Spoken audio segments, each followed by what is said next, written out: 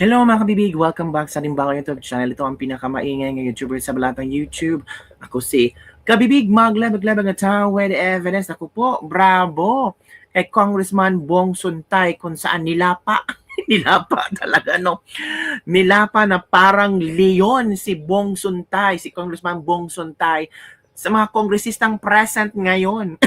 Na kung saan itong mga kongresistang ito ay pagbobotohan nila kung may substance ba ang impeachment ni VP Sara sa Committee on Justice ni Congressman sino ba yung nagsabi na dahil kay speaker kalimutan ko ang pangalan yung babae yun. Yun nga kabibig. Nilapa ni Congressman Bong Suntay, di ba? At Tereredon pumalag mga kabibig. Bakit pumalag si Tereredon? Anong problema ni Tereredon? Bakit siya pumalag? Nako, kabibig. Eto ha, panoorin natin ang video mga kabibig kung ano ang ibig sabihin na nilapa ang mga kongresista at pinag-usapan ni na Congressman Bong Suntay ang tungkol sa maleta scandal ng 18 Marines. Sabi ni Bong Suntay, mag-ano tayo kay BP Sara pero may mga kasapi tayo dito na di umano tumanggap ng mga envelope, ng mga paper bag, ng mga maleta. Napaka-unfair naman dyan, di ba? Tingnan natin kung may substance ba ang impeachment ni BP Sara pero tayo, mga kongresista dito ay may sikretong ginagawa na mga maleta scandal na nakatanggap ng mga milyon-milyon. 'Di ba sa affidavit ng mga ex-marina sa Quadcom din daw may mga bigayan, 'di ba? After ng Quadcom, every after ng Quadcom mga hearing, may mga bigayan daw ng mga mga mga maleta-maleta ba dayon or mga sobre-sobre ba yon or mga paper bag ba yon? Di ba nakakahiya? Kung totoo man yun kabibig. Kaya sabi ni Bong Suntay, pumalag si Bicol Saro Tereridon sa manifestation ni Quezon City Representative Bong Suntay kaugnay sa issue umano'y na ilang kongresista na tumanggap ng pera base sa aligasyon ng mga nagpakilalang dating miyembro ng Philippine Marines. Iginiit kasi ni Suntay sa initial hearing sa impeachment complaint laban kay VP Sara na dapat suriin ng mga miyembro ng komite ang kanilang sarili, tama, patungkol sa kredibilidad dahil kung hindi ay mabuti nang mag-inhibit sila sa proceedings. Pero get doon, irrelevant ang punto ni Suntay. Bakit irrelevant, 'di ba? Ang sinasabi naman ni Suntay, hindi niya inakusahan ang House of Representatives kundi nais lamang protektahan ang bawat miyembro mula sa aligasyon. Nakakahiya, no? So ito kabibig, makinig tayo kay Congressman Bong Suntay. Buti pa si Bong Suntay, no? Nakaisip na mag-inhibit tayo kung ano ba ang nangyari, kung meron bang matanggap o hindi. Ito na kabibig. In the light of serious allegations contained in a joint affidavit issued last February 23, that has been reportedly transmitted to the Office of the Ombudsman, there have been allegations that some members of Congress nakatanggap ng envelope, nakatanggap ng maleta, ito'y naibigay, kung hindi sa opisina, sa townhouse. No, let me finish. There's You a will have point your of turn order, because the this is Honorable bearing. Suntay. This is not an allusion Order. to prejudge the veracity of the allegations. Honorable Suntay, there is a point of order. This is also a point That of order. enjoys the Madam highest Chair. hierarchy among all the What motions. is the relevancy of this speech? No. Sufficiency in form? Madam Chair, this is very relevant because we are Please, Honorable Suntay, please wait until he finishes with his point of order. The Honorable Terry Ridon is recognized. Kindly use a microphone which is okay. Madam Chair, the speech of our distinguished colleague is absolutely relevant to the question of sufficiency of form and substance in the matter. And more importantly, my understanding of what he's stating today is that he is probably accusing members of Congress, members of the House Committee on Justice, as receiving payments for the implementation of our mandate in the impeachment proceeding. So, which is which, Madam Chair? So I think his speech is out of order and this should be decided promptly by the committee. Okay, we heard the basis of the point of order of the Honorable Terry Ridon. Now we shall hear the answer of the Honorable Suntay. Yes, Madam Chair. Ang problema sa Kindly kaibigan ko, justify the relevance of your He is statement to the jumping the current gun. impeachment proceedings. he is jumping the gun. This is actually relevant not only in the determination of form and substance. This is relevant in the impartiality, in determining the impartiality of this hearing, which is very important. Madam Chair, this is not an accusation. Kaya nga, kung hinintay lang ako patapusin, ewan ko, bakit naman yung aking kaibigan, naggagalaiti ka agad at concern na concern.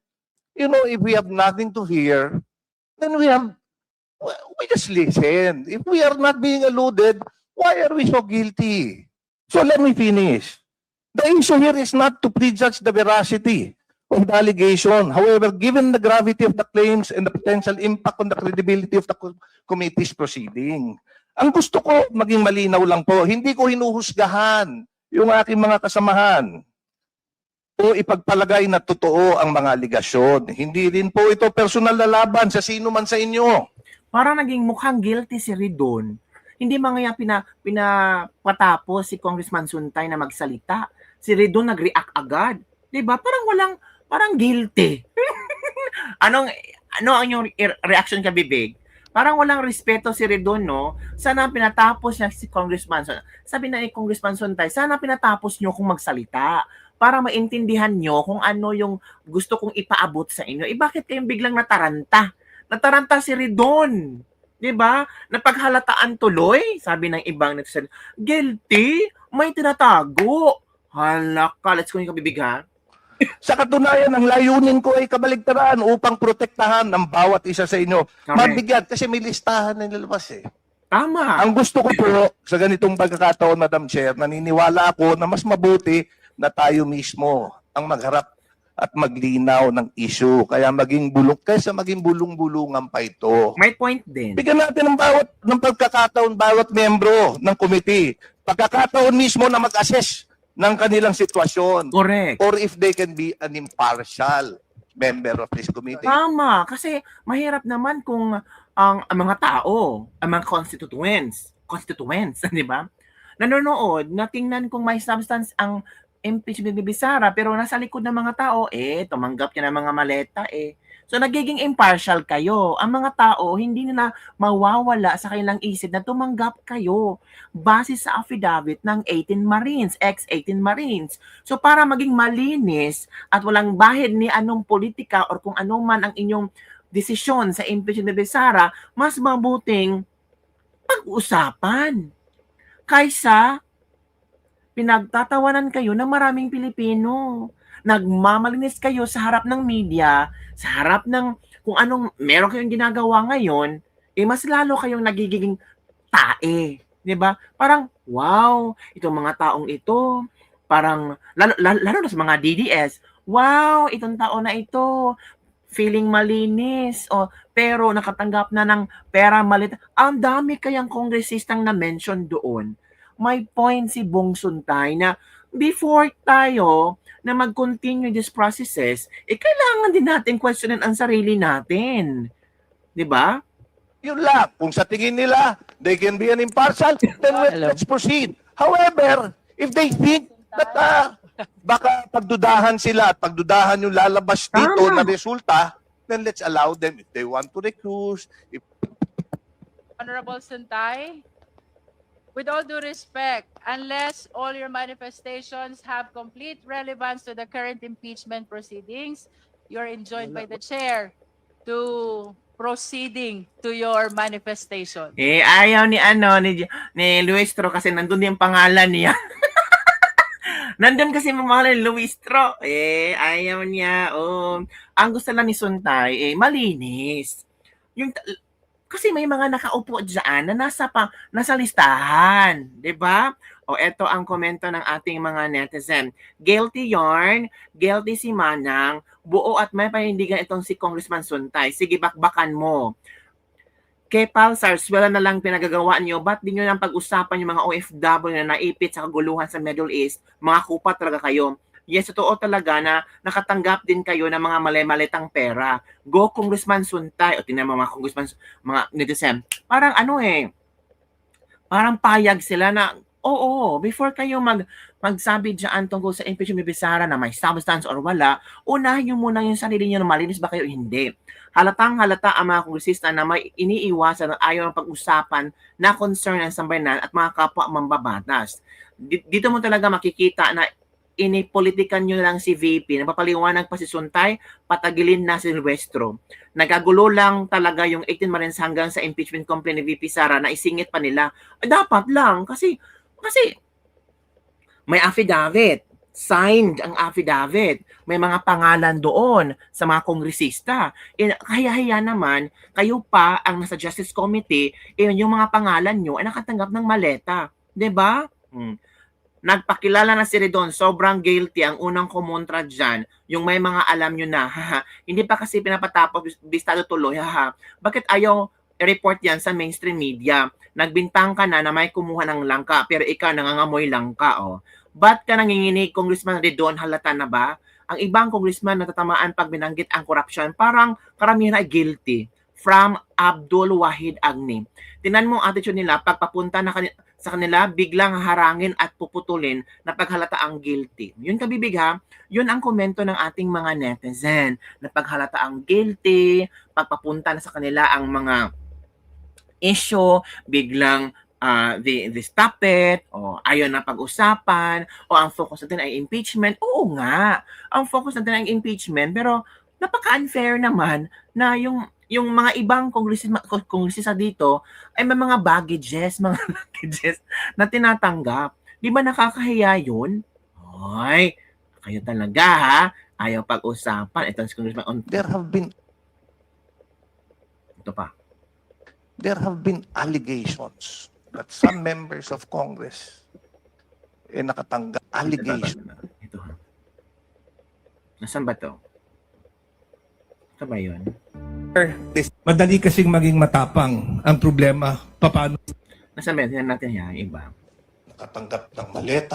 We should proceed with fairness and without fear.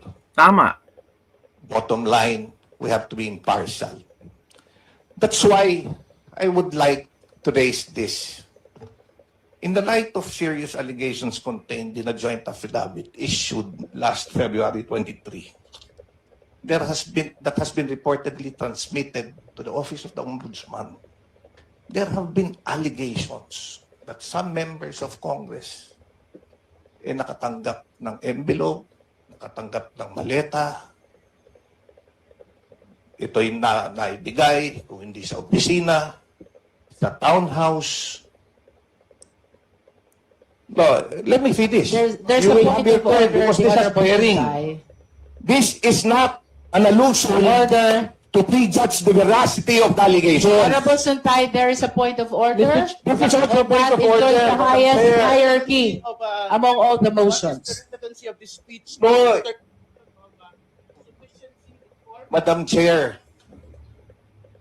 this is very relevant because we Dun are... sa Please, Honorable Suntay, ayaw mga please bibig wait ko. until he finishes with his point of order. The Honorable Terry Redon is recognized. Kindly use a microphone which is okay. Madam Chair, the speech of our distinguished colleague is absolutely relevant to the question of Pati si Garin, sufficiency of form and substance in the matter, and more importantly, my understanding of what Ito he's yung mga stating congressman na today takot na. is that he is probably accusing members of Congress, members of the House Committee on Justice, as receiving payments for the implementation of our mandate in the impeachment proceedings. So, which is which, Madam Chair? So I think his speech is out of order, and this should be decided promptly by the committee. Okay, we heard the basis of the point of order of the Honorable Terry Redon. Now we shall hear the answer of the Honorable Suntay. Yes, Madam Chair. Ang problema sa Kindly kaibigan ko, justify the relevance of your He is statement to the jumping current the gun. impeachment proceedings. he is jumping the gun. This is actually relevant not only in the determination of form and substance. This is This is relevant in the impartiality, in determining the impartiality of this hearing, which is very important. Madam Chair, this is not an accusation. There you go. Standing you up, Congressman Suntay, for standing up with the truth. The show is Crocs versus, there's still good men in Congress. Let him speak. Congressman Suntay, salamat. So yun, kabibig, napanood natin. Naku, grabe no, ang daming pumalag. O pinagtulungan ng mga Crocs, sabi ni Atty. Rowena Guanzon.